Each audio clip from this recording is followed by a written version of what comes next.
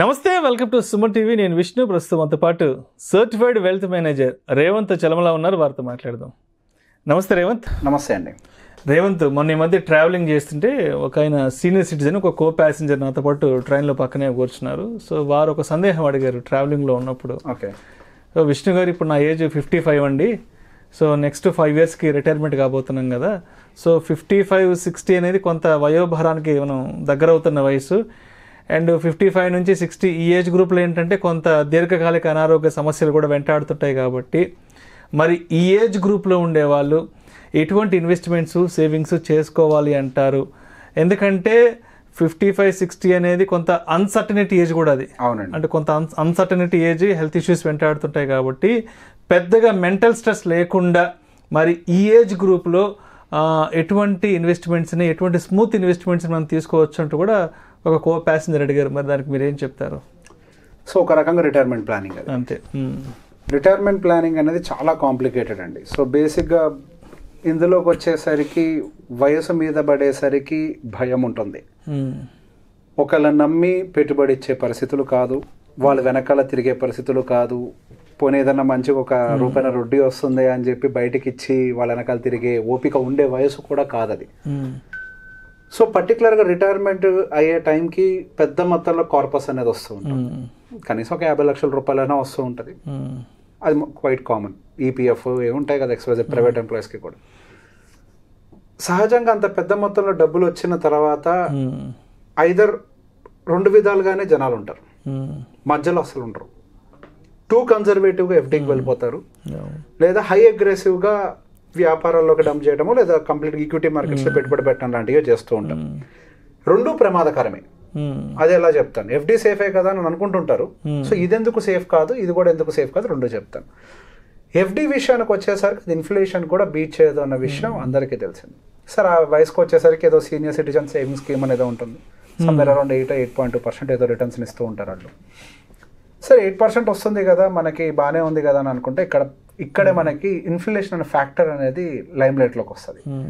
So inflation అనేది, real inflation ఎప్పుడు యావరేజ్గా 10% అండ్ అబౌవ్ ఉంటుంది. అంటే సామాన్యుడు వాడుకునే ఏ వస్తువు అయినా యావరేజ్గా 10% ఉంటుంది. ఫుడ్ అయి ఉండొచ్చు, మెడికల్ అయి ఉండొచ్చు. ఆ వయసులో పర్టికులర్గా ఉండేది ఏంటంటే ట్రాన్స్పోర్టేషన్, ఫుడ్, మెడికల్ ఇవన్నీ కూడా చాలా ఎక్కువగా పెరుగుతూ ఉండేవి. ఏవి కూడా బిలో ఉండేవి కాదు, ఇవన్నీ కూడా ఎక్కువగా ఉండేవి. అట్లా మనకి 10% యావరేజ్గా అదేమో క్రియేట్ అవుతుంది ఇన్ఫ్లేషన్. మీకు వచ్చే రిటర్న్స్ ఏమో 8% వస్తుంది. మీరు యావరేజ్గా ప్రతి సంవత్సరం -2% చొప్పున మీ సంపద విలువను కోల్పోతున్నారు. మీ డబ్బులు తగ్గట్లేదు, కానీ సంపద యొక్క విలువ పడిపోతుంది. మీరు ఇక్కడ ఈ కాన్సెప్ట్ని అర్థం చేసుకోవాలి. ఇన్ఫ్లేషన్ విల్ ఈట్ మనీ అంటే ఇదే. ఖర్చులేమో 10%తో పెరుగుతూ ఉంటాయి, వచ్చే రిటర్న్స్ ఏమో 8%తో వస్తూ ఉంటాయి. ఇది ఒక రకంగా నేను ఇంతకుముందు కూడా కేస్ స్టడీ చెప్పాను. ఒక పెద్ద ఆయన 71 సంవత్సరాల వయసు తర్వాత ఎఫ్డీలో డబ్బులు పెట్టుకున్నాం, దాని నుంచి వచ్చే రిటర్న్స్ నాకు బతకడానికి సరిపోవట్లేదు, ఇప్పుడు ఏం చేయొచ్చు అని. ఇప్పుడు ఏం చేయలేము ఇంకా. సో ఎర్లీ ఇట్లా మీరు చెప్పినట్టుగా ముందు నుంచే ప్లాన్ చేసుకోవాలి.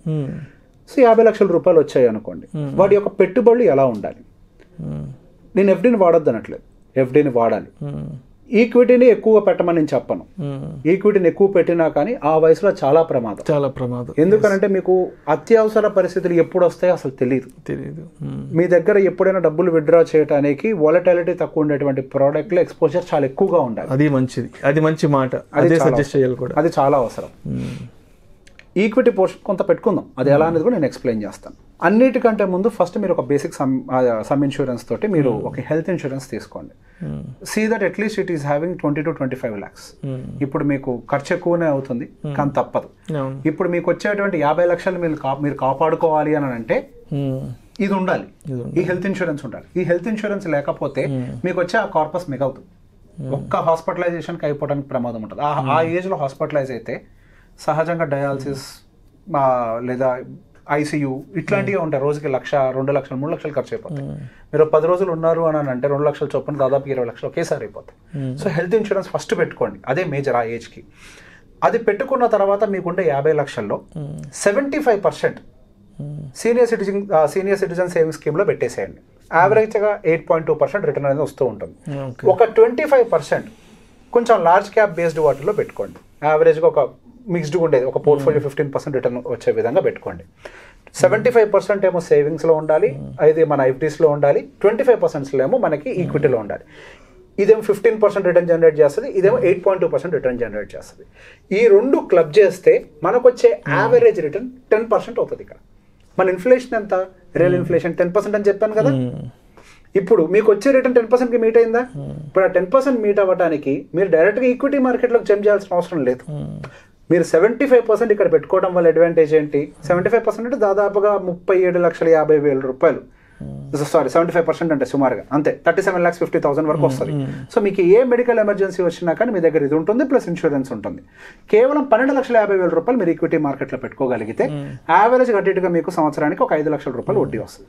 అలా కాకుండా కేవలం మీరు తీసుకెళ్లి సీనియర్ సిటిజన్ స్కీమ్లో పెట్టుకోవడం వల్ల ఏం జరుగుతుంది అంటే మీకు కేవలం 4,10,000 రూపాయలు వస్తుంది. అండ్ వీటిల్లో కూడా ఇంకో సమస్య అంటే మనకు మళ్ళీ ట్యాక్సెస్ XYZ ఇట్లాంటివి కూడా ఉంటూ ఉంటాయి.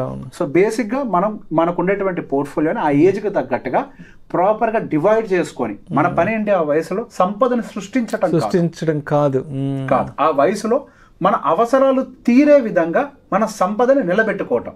మరి సంపద సృష్టించొద్దా అని అంటే డెఫినెట్గా ఫస్ట్ మీరు బతకటానికి ఇప్పుడు మీ వయసు అయితే 60 ఏళ్ళకి రిటైర్ అవుతారు. ఓకే, 60 ఏళ్ళకి రిటైర్ అయిన తర్వాత మరొక 15-20 సంవత్సరాలు బతుకుతారు, 70-80 సంవత్సరాలు అయితే బతుకుతారు. ఆ 20 సంవత్సరాలకి సరిపడే డబ్బులు ముందు మన దగ్గర ఉండాలి, ఫైనాన్షియల్ ఫ్రీడమ్ ఉండాలి, ఆర్థిక స్వేచ్ఛ, మన ఖర్చులు మనం పెట్టుకోగలగాలి. ఎక్కడికైనా ఎక్కడైనా ట్రావెలింగ్ వెళ్ళాలి, ఏదైనా విహారయాత్రలకు వెళ్ళాలంటే మన డబ్బు మనం సమకూర్చుకోగలగాలి. ఏదైనా హాస్పిటల్కి వెళ్ళాలి, ఏదైనా మందులు కావాలంటే కూడా మనం అంతకని పిల్లలు వెళ్ళి ఒక 5 రూపాయలు ఒక 5,000 ఉంటే 10,000 రాకూడదు ఏ పేరెంట్స్ కూడా. సో 20 సంవత్సరాలు నెక్స్ట్ 20-25 ఇయర్స్ వరకు కూడా మీ ఫైనాన్షియల్ ఫ్రీడమ్కి అవసరం ఎంత? సో ఇన్ఫ్లేషన్ తోటి క్యాలిక్యులేట్ చేయాలి. మళ్ళీ ఇప్పుడున్న లెక్కలతో క్యాలిక్యులేట్ చేయకండి, ఇన్ఫ్లేషన్ అడ్జస్ట్మెంట్స్తో క్యాలిక్యులేట్ చేసుకొని మీకు నెక్స్ట్ 20-25 ఇయర్స్కి సరిపడా కార్పస్ని ఏర్పాటు చేసుకొని ఈ ప్రపోర్షన్ తోటి మెయింటైన్ చేసుకోవాలి.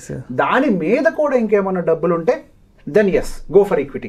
సో బేసిక్ గా ఈ కార్పస్ సపరేట్ గా ట్రీట్ చేయాలి, గ్రోత్ కోసం చూసేదాని కార్పస్ సపరేట్ గా ట్రీట్ చేయాలి. ఇది మనం బతకటం కోసం, ఎదుగుతామా ఒదుగుతామా తర్వాత విషయం, ముందు ఇది మన దగ్గర ఉండాలి. ఇది మన దగ్గర లేకపోతే ఏమవుతుంది అని అంటే మనం పిల్లలకి భారంగా మారితే వాళ్ళ ఆర్థిక పరిస్థితులు మళ్ళీ కొన్ని సంవత్సరాలు వెనక్కి వెళ్ళిపోతాయి. చాలా మంది పేరెంట్స్ చూస్తుంటాం రేవంత్, మనకు తెలిసిన వాళ్ళు మీ బంధువుల్లో ఉంటారు, మా బంధువుల్లో ఉంటారు, మీ చుట్టుపక్కల ఉంటారు, మా చుట్టుపక్కల ఉంటారు. ఒక సర్టన్ ఏజ్ వచ్చాక పేరెంట్స్ బాగా దీర్ఘకాలికంగా వాళ్ళ అనారోగ్యం బారిన పడడం, కొన్ని నెలల పాటు కొన్ని రోజుల పాటు హాస్పిటలైజ్ అవ్వడం, ఆ ఖర్చులను భరించలేక చాలా మంది ప్రాపర్టీస్ అమ్మేసుకుంటుంటారు, స్థలాలు పొలాలు అమ్ముకుంటుంటారు, ఇంట్లో ఉన్న బంగారం తీసుకెళ్లి బ్యాంకులో కుదిరి పెట్టుకొని ఆ డబ్బును తెచ్చి వాళ్ళ పేరెంట్స్ యొక్క బాగోగులు చూసుకుంటుంటారు. చాలా మంది అంటే పేరెంట్స్ అంటే ముందే సరైన ప్లానింగ్ లేకపోవడం వల్ల పేరెంట్స్కి ఏదైనా హెల్త్ ఇష్యూస్ వచ్చినప్పుడు చాలా ఫైనాన్షియల్ బర్డెన్ చాలా మంది ఫేస్ చేస్తున్నారు. ప్రతి ఒక్కరి ఇళ్లలో ఉండేది. ఆ టైంకి ఏం చేస్తామంటే ఆ బలహీన క్షణంలో ఏం చేస్తామంటే ఇంట్లో ఉన్న బంగారం తీసుకెళ్లి తాకట్టు పెట్టుకోవడం, లేదంటే మనకున్న చిన్న చిన్న స్థలాలు పొలాలు తెలిసిన వాళ్ళకి ఎంతో కొంత రేటుగా అమ్మేసుకోవడము. ఇంకా చాలా మంది చాలా మంది అండి మన దేశంలో ఇది చాలా ఎక్కువగా ఉంటుంది. సో ఇది ఇక్కడ పేరెంట్ ని వదులుకోలేరు. ఇప్పుడు పేరెంట్ తప్పు చేసి ఏం తప్పు? ప్లానింగ్ లేకపోవడం, సింపుల్ ప్లానింగ్ లేకపోవడం వల్ల ఇక్కడ తరతరాల నుంచి వచ్చిన ఆ ప్రాపర్టీస్ కూడా ఒక తరం వెనకబడిపోతుంది, ఒక తరమే వెనక్కి వెళ్ళిపోతుంది. సో ఆ పొరపాటు జరగకుండా ఉండాలి.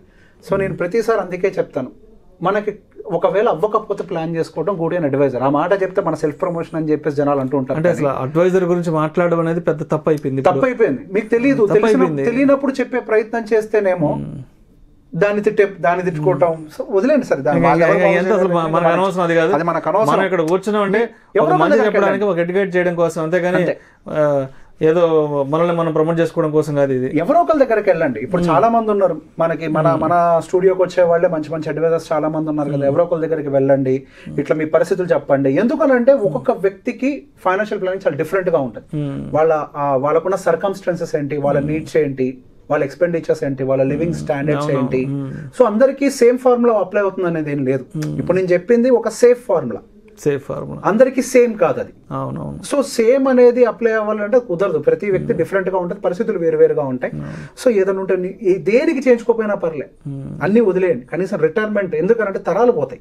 ఒక రిటైర్మెంట్, ఒక హెల్త్ ఇన్సూరెన్స్, ఒక రిటైర్మెంట్ ప్లానింగ్, సింపుల్ బేసిక్ చేయించుకోండి. మీకు ఉపయోగం. ఏం పెద్ద పెద్ద ఆస్తులు కూడబెట్టుకోవాల్సిన పని లేదు, బంగ్లాలు, కార్లు, బీరువాళ్ళు, నగలు దాచిపెట్టుకోవాల్సిన పని లేదు. ఏం అవసరం లేదు. సంవత్సరానికి ఒక 25,000 కట్టి ఒక మంచి హెల్త్ ఇన్సూరెన్స్, లేదంటే 30,000 40,000 కట్టి సంవత్సరానికి ఒక మంచి టర్మ్ ప్లాన్, అంతే. ఓ రిటైర్మెంట్ ప్లాన్. బేసిక్ తీసుకుంటే చాలు.